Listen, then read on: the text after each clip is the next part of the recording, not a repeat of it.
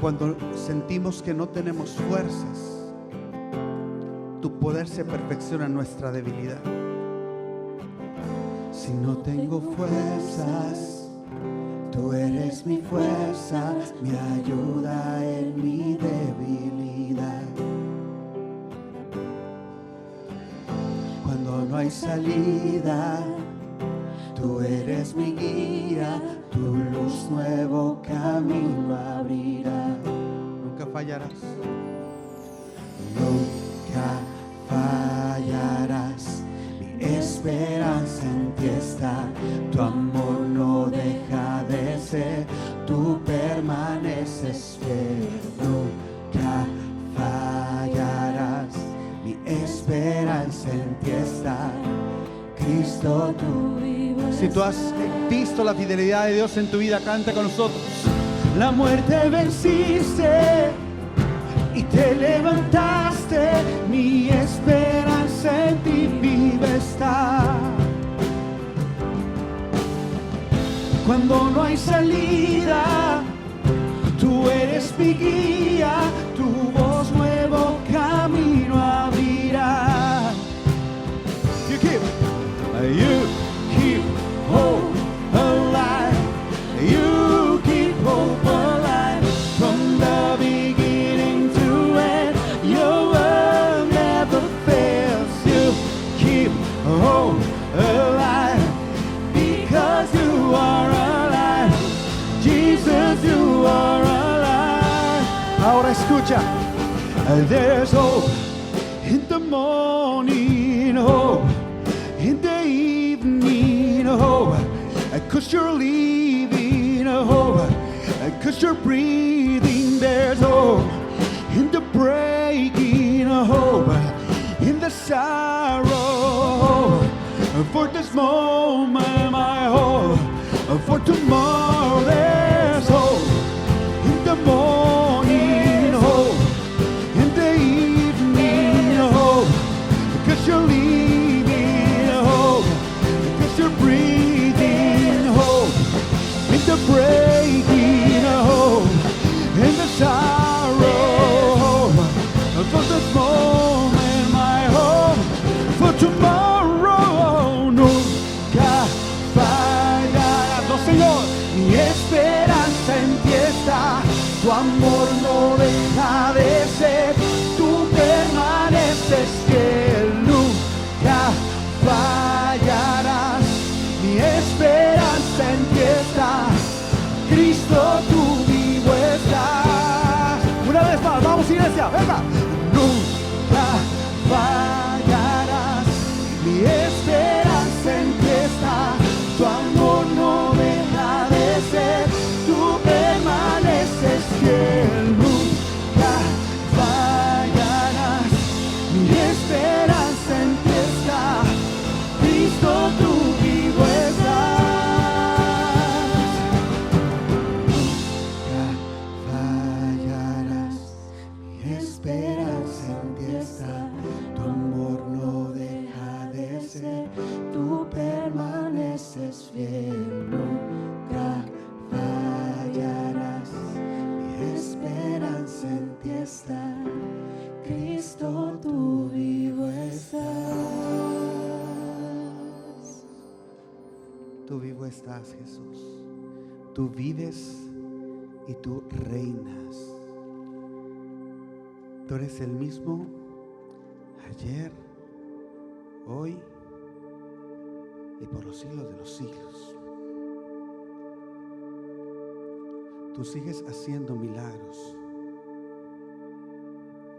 Tú continúas soplando aliento de vida. Tú sigues mostrando tu gracia y tu favor. Gracias. Gracias, Señor.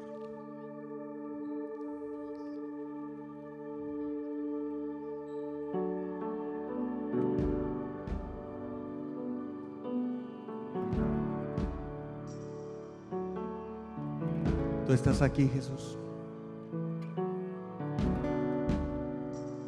Aquí estás, te vemos. labios mover, te adoraré. Te adoramos, Jesús. Te adoraré. Aquí estás obrando en mí. Te adoraré.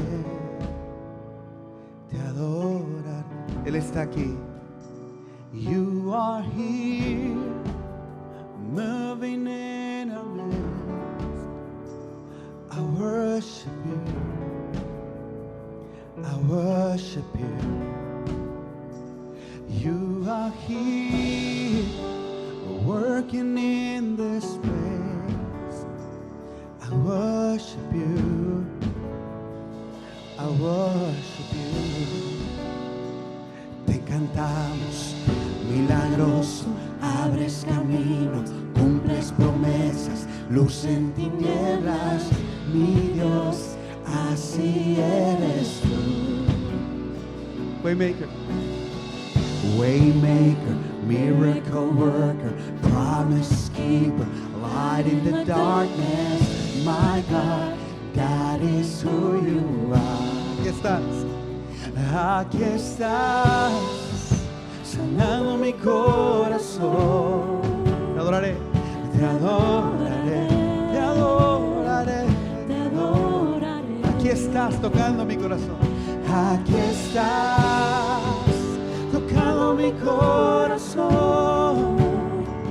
Te adoraré, te adoraré. You are here, you are here. Touching every heart.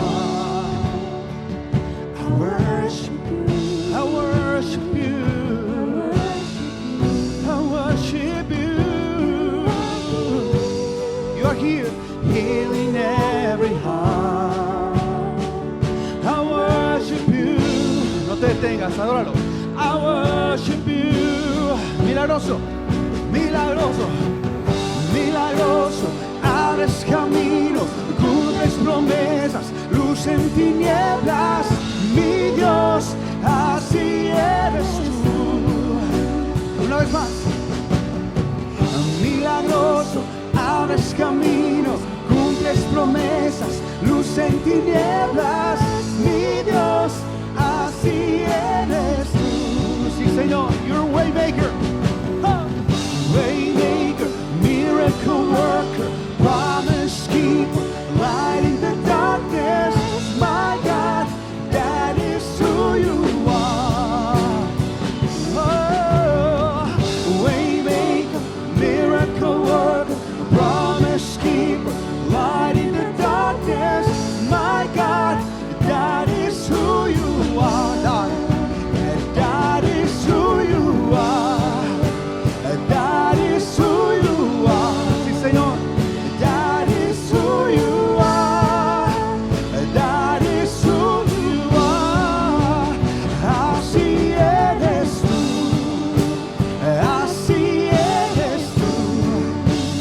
Así eres tú. Así eres tú. Milagroso, abres camino, cumples promesas. Vamos, luz en mi Dios. Sí, Señor. Waymaker, miracle worker, promise keeper, light in the darkness, my God, that is who you are. Señor, nosotros sabemos que tú sigues obrando, tú continúas obrando. Porque aquel que comenzó la buena obra en nosotros será fiel en completarla. O sea, aunque tú no puedas sentir, aunque tú a lo mejor te puedes ver que Dios está obrando, quiero decirte, Dios continúa obrando alrededor. Canta con nosotros. Aunque no pueda ver, estás obrando. Aunque no pueda ver, estás obrando. Siempre estás obrando, siempre estás obrando. Aunque no pueda ver, estás obrando. Aunque no pueda ver, estás obrando. Siempre estás obrando, siempre estás obrando. Even when I don't see it, you're working. Every when I don't see it, you're working. You never stop working, my God. You never stop working. Even when I don't see it, you're working. Even when I don't see it, you're working. You never stop working. You never stop working. Sí, Señor. Tú eres fiel.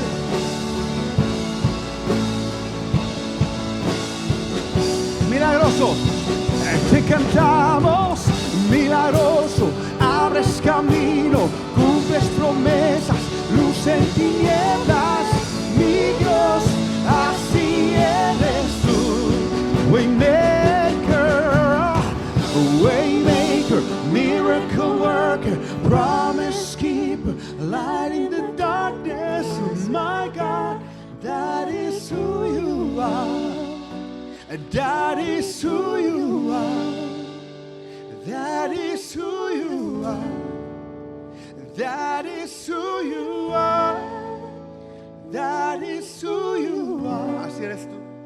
Así eres tú. Sí, Señor.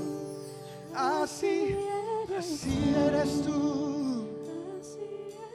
Sí, Señor. Así eres tú. Tú eres Emmanuel, Dios con nosotros. Gracias de verdad por acompañarnos en esta transmisión de Gente Unida Online. Me encanta que estés aquí. Yo soy el pastor Lalo. Gracias por conectarte. Y mira, que hacemos todo lo que hacemos en Gente Unida porque queremos que sepas que Dios quiere lo mejor para tu vida y Dios quiere lo mejor para tu familia. Y hoy precisamente por eso estamos arrancando esta serie que hemos titulado La mejor manera de vivir, porque creo que todos queremos vivir la mejor vida que podamos vivir. Y en Gente Unida decimos constantemente que seguir a Jesús hace tu vida muchísimo mejor, pero además te hace mejor para la vida.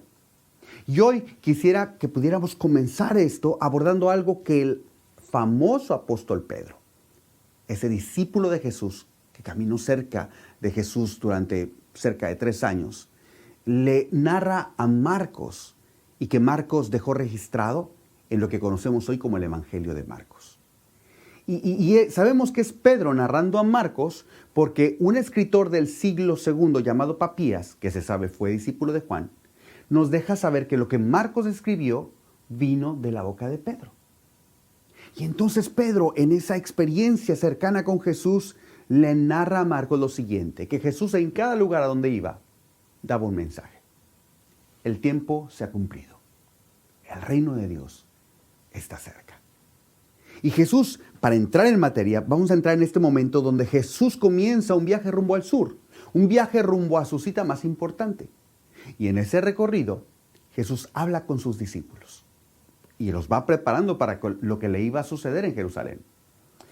Verso 31, Marcos 8, dice, entonces Jesús comenzó a decirles que el Hijo del Hombre tendría que sufrir muchas cosas terribles y ser rechazado por los ancianos, por los principales sacerdotes y por los maestros de la ley religiosa.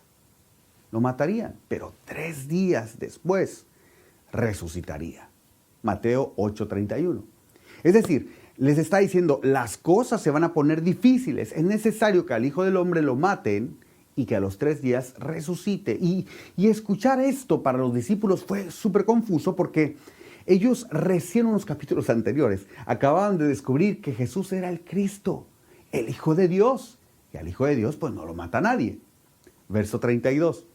Mientras hablaba abiertamente de eso con sus discípulos, Pedro lo llevó aparte y empezó a reprenderlo por decir semejantes cosas. O sea, imagínate la escena. Y le empieza a decir Pedro, yo imagino a Jesús, no seas tan negativo, Pedro, esas cosas no tienen que pasarte, por favor. Y miren lo que responde Jesús. Verso 33, Jesús se dio la vuelta, miró a sus discípulos y reprendió a Pedro. Aléjate de mí, Satanás, dijo. Ves las cosas solamente desde el punto de vista humano, no del punto de vista de Dios. Mateo 8:33. Wow. Jesús le dice, Pedro, aléjate de mí porque no estás viendo correctamente. Tu perspectiva de las cosas, Pedro, está equivocada. Eso que me estás diciendo va completamente en contra del plan de mi Padre. Eso que dices, que yo no tengo que sufrir esas cosas, que no tengo que pasar por lo que sé que voy a pasar. Eso es ir en contra de lo que Dios ha establecido que suceda. Mira, de verdad, Pedro, estás viendo completamente confundido las cosas. Y Jesús entonces les llama a todos y les dice algo súper intenso. Verso 34. Entonces llamó a la multitud para que se uniera a sus discípulos y dijo, si alguno de ustedes quiere ser mi seguidor, tiene que abandonar su propia manera de vivir, tomar su cruz y seguirme. Mateo 8:34. Wow. Y esto de verdad fue tan fuerte porque el tema de la cruz para ti, para mí, hoy puede ser algo como simbólico, pero para ellos era diferente. Ellos habían visto crucifixiones y habían visto la experiencia dura y difícil, cruel de una persona crucificada. Eso era muy difícil. Y Jesús les está diciendo, hey, si alguien de ustedes quiere ser mi discípulo, quiero decirles desde ahora, las cosas no son fáciles. Las cosas son difíciles. Seguirme a mí va a ser difícil porque lo que voy a vivir en Jerusalén es algo muy duro. Y entonces, imagínate estar allí en medio de ese momento, de esa tensión increíble. Jesús entrega entonces algo poderosísimo. El verso 35. Porque si tratas de aferrarte a la vida, la perderás. Wow. Porque yo creo que todos queremos preservar nuestra vida, conservarla, cuidarla. Pero Jesús está diciendo, hey, si vives tratando de cuidarla, la vas a perder. Y dice, pero si entregas tu vida por mi causa y por causa de la buena noticia, la salvarás. Wow, Jesús está diciendo de verdad algo tan personal y tan poderoso, porque básicamente le estaba diciendo, hey, en este mundo hay dos maneras de vivir. Tratando de cuidar tu vida, de protegerla, y al final vas a terminar perdiendo aquello que trataste de cuidar. O la otra forma de vivir, una vida mucho más grande, una vida más elevada, una vida llena de significado, la mejor manera de vivir. Mira, hay un pensador catedrático británico de la Universidad de Oxford, él se llamaba C.S. Lewis, y él al principio era ateo, pero terminó poniendo su confianza en Jesús y se hizo cristiano. Y me encanta cómo él escribió. Observa lo que él escribe. El secreto para encontrar la vida es dejar de buscarla y perderte en él. El secreto para encontrar la vida es dejar de buscarla y perderte en él. La gran paradoja es que cuando dejas de buscar tu vida para buscar a Cristo, para buscarlo a Él, terminas encontrándola, terminas en realidad encontrándote a ti mismo, terminas descubriendo que Él tiene un diseño para ti, que tú tienes un gran propósito en Cristo. Y lo que Jesús hizo en esa conversación con los discípulos fue solamente traer claridad a la invitación. A ver, ustedes tienen que escoger cómo quieren vivir su vida. Tratando de cuidarla, de protegerla, de preservarla, porque al final se van a dar cuenta que la perdieron, que no llevaron una vida de propósito y significado. ¿Saben? La mejor manera de vivir es viviendo con el mayor propósito que pueda existir. Y Jesús cuando les dice, tiene que tomar su cruz, Él les está diciendo, escoger este tipo de vida no va a ser fácil. Escoger este tipo de vida no va a ser fácil porque vivir esa vida significa que vas a vivir haciéndote una pregunta constantemente. ¿Qué requiere el amor de mí? Verso 36 dice, ¿y qué beneficio obtienes si ganas el mundo entero, pero pierdes tu propia alma? ¿Hay algo que valga más que tu alma? Es decir, ¿De qué te sirve ganar el mundo? ¿De qué te sirve ganar prestigio, influencia? ¿De qué te sirve dinero, logros profesionales, posesiones? Si al final de todo ese afán para poder conseguir todo eso, te das cuenta de que nada de eso sacia tu alma. Porque fuiste diseñado para mucho más. Jesús y sus discípulos entonces siguen rumbo a Jerusalén. Y Jesús en ese trayecto toma parte de los 12 y comenzó a decirles lo que iba a suceder. Verso 32, Marcos 10. Subían rumbo a Jerusalén y Jesús tomó parte a los 12 discípulos y comenzó a decirles lo que iba a suceder. Dice así la Escritura: Jesús tomó los 12 discípulos aparte y una vez más comenzó a describir todo lo que estaba por sucederle. Verso 33, escuchen, les dijo: subimos a Jerusalén, donde el Hijo del Hombre será traicionado y entregado a los principales sacerdotes y a los maestros de la ley religiosa, y lo condenarán a muerte y lo entregarán a los romanos. Se burlarán de él, lo escupirán, lo azotarán con látigo y lo matarán. Pero después de 3 días resucitará. Y los discípulos están escuchando esto y dicen: ¿cómo quedar tu vida, Jesús? ¿De qué se trata todo esto que nos estás hablando? Y mientras Jesús les está diciendo esto, entonces se le acercan Santiago y Juan, 2 de sus discípulos. Y se le acercan así, yo me imagino como para que nadie más los escuche. Y entonces verso 35, fíjate lo que le dicen. Entonces Santiago y Juan, hijos de Zebedeo, se le acercaron y dijeron: Maestro, queremos que nos hagas un favor. ¿Cuál es su petición?, le preguntó él. Y mira, esto es de verdad increíble, porque justo después de que Jesús les dice lo que va a pasar, que es muy intenso, ellos se acercan para pedirle algo.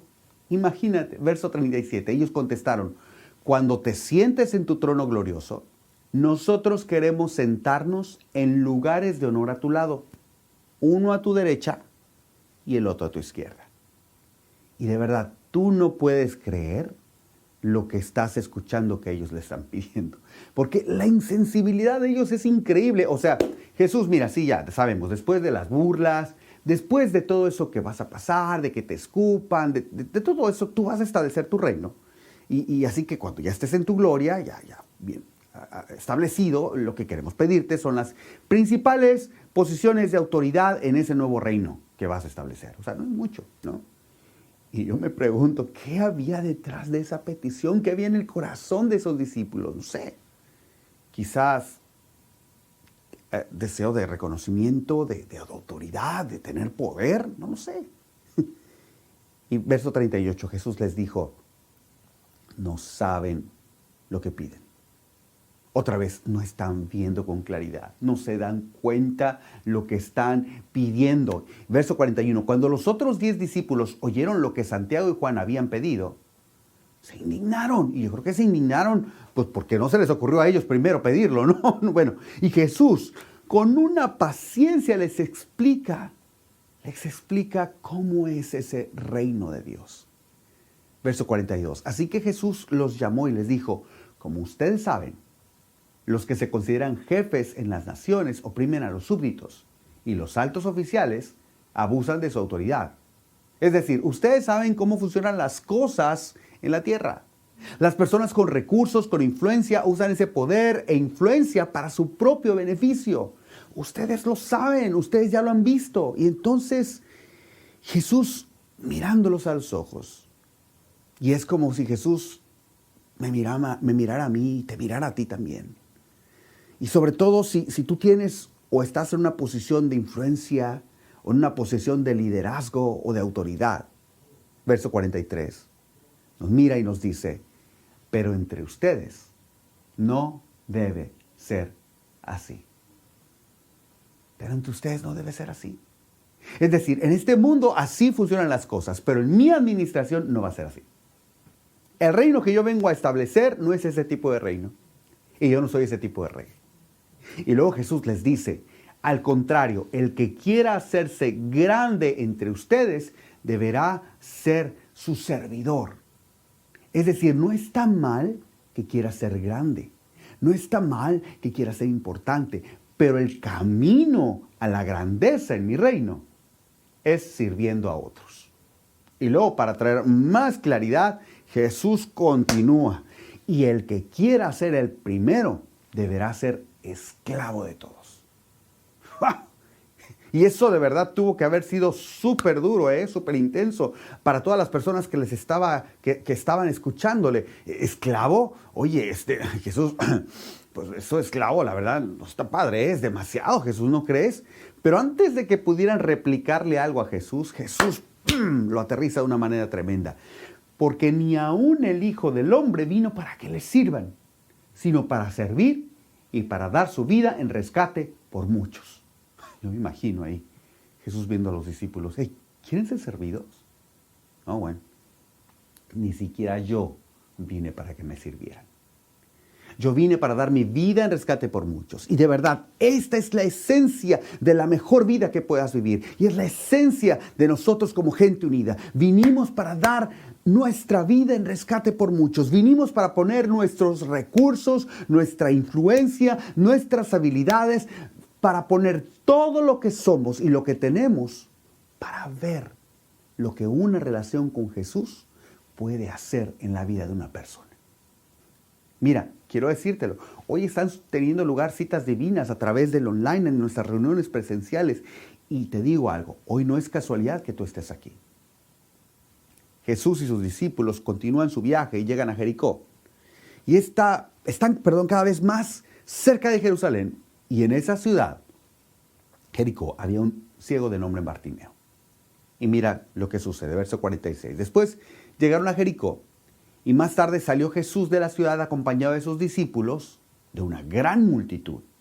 Y un mendigo ciego llamado Bartimeo, el hijo de Timeo, estaba sentado junto al camino. Al oír que él venía, que era Jesús de Nazaret, se puso a gritar, Jesús, hijo de David, ten compasión de mí.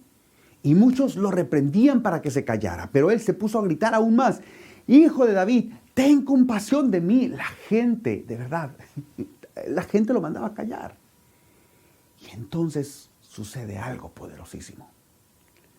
Pedro ahí está narrando a Marcos y le dice lo que pasó ahí en ese momento. Y Pedro nos deja saber lo que pasó. Verso 49. Y entonces Jesús se detuvo.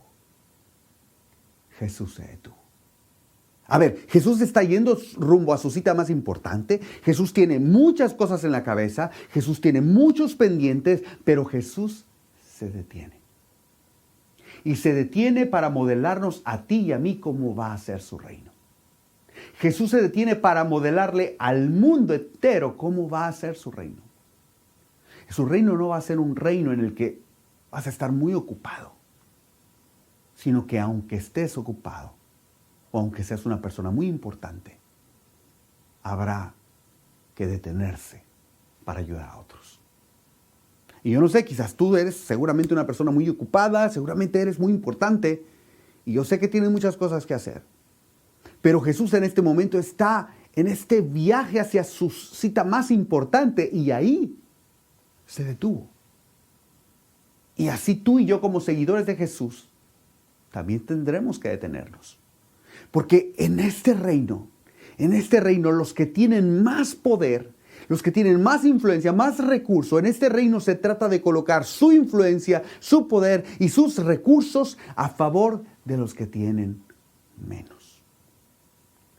Jesús manda llamar a Bartimeo. Y Jesús le hace una pregunta que puede sonar súper obvia. ¿Qué quieres que haga por ti?, le preguntó. Rabí, quiero ver, respondió el ciego. Y mira, antes de precipitarnos y sacar conclusiones, por más obvia que pueda parecer la petición de Bartimeo, esta, si la piensas bien, es una gran petición. Y creo que es una petición que tú y yo necesitamos hacer todos los días. Señor, ayúdame a ver. Ayúdame a ver. Pero ayúdame a ver como tú ves. Ayúdame a tener la perspectiva correcta. Ayúdame a ver a mis hijos como tú los ves. Ayúdame a ver a mi pareja como tú la ves. Ayúdame a ver a tu iglesia como tú la ves. Ayúdame a ver a mis vecinos como tú las ves. Ayúdame a ver a las personas como tú las ves. Ayúdame a tener la perspectiva correcta. Porque en la medida en que yo pueda ver lo que tú ves, entonces podré hacer lo que tú quieres que yo haga. Y entonces sabré con toda seguridad que la obediencia no es un sacrificio, sino una inversión en el reino de Dios. Ayúdame a ver. Ayúdame a ver cómo tú ves, Dios. La petición de Bartimeo, a pesar de que pueda parecer súper obvia, es una gran petición. Y de hecho, te animo a que la puedas hacer tuya diariamente. ¿Por qué? Porque mientras más veamos como Él ve, más fácil será para nosotros hacer las cosas que Él nos pide. Jesús responde, verso 52, puedes irte, le dijo Jesús, tu fe te ha sanado. Al momento recobró la vista y empezó a seguir a Jesús por el camino. Comenzó a vivir una vida llena de significado.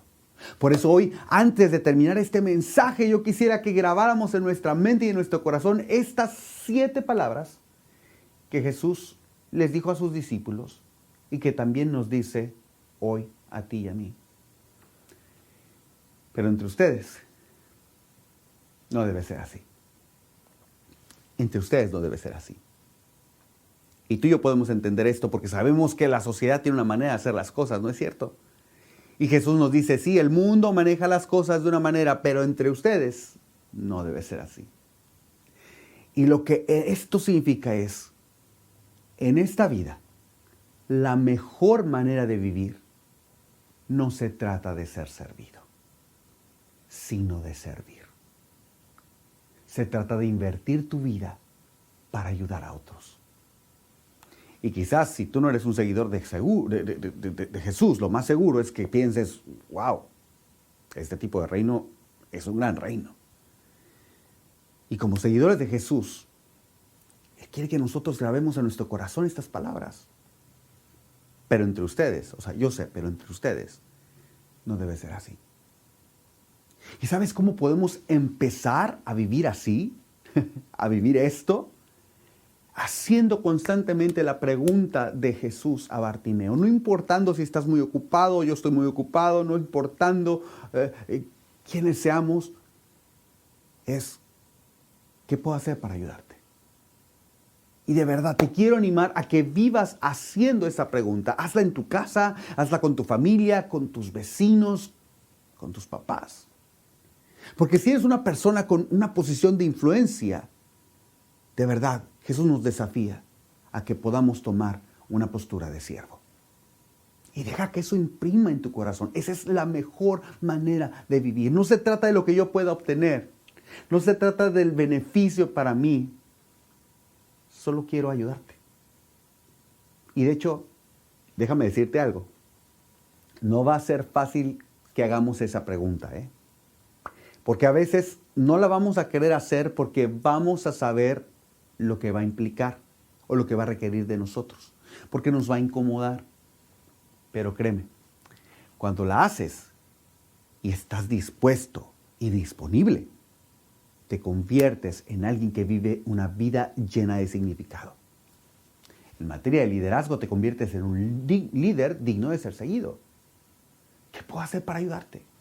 ¿Qué puedo hacer? Y si me lo permites, Jesús a través de lo que hacía por las personas, evidenciaba quién era Él. El Hijo de Dios, el Salvador del mundo, que no vino a ser servido, sino a servir y dar su vida en rescate por muchos. Él quería que las personas supieran cómo Él les amaba, como el Padre les ama. No hay mejor manera de vivir. La mejor manera de vivir es evidenciando a Jesús a través de nuestra vida, sirviendo a otros. Preguntando, ¿qué puedo hacer por ti? Es ahí cuando somos la evidencia a otros de que el reino de Dios está cerca, siendo la respuesta a una oración. Porque la mejor manera de vivir es lo que Jesús nos invita a hacer a ti y a mí. A vivir de tal modo que otros lo conozcan. Y cuando vives así, pasará lo más increíble. Al final, encontrarás tu propia vida. Permíteme orar. Dios, gracias porque es en ti que encontramos nuestra vida. Ayúdanos, Señor, a poder incomodarnos. Enséñanos a poder ver como tú ves, a ver a las personas como tú las ves, a ver aún las circunstancias como tú las ves, a poder entonces actuar en obediencia sabiendo que estamos siendo instrumentos y viviendo una vida llena de significado y llena de propósito. Señor, queremos ser usados por ti. Queremos seguir tus pasos. Queremos vivir la vida que hemos sido llamados a vivir. La mejor manera de vivir. En el nombre de Jesús. Amén.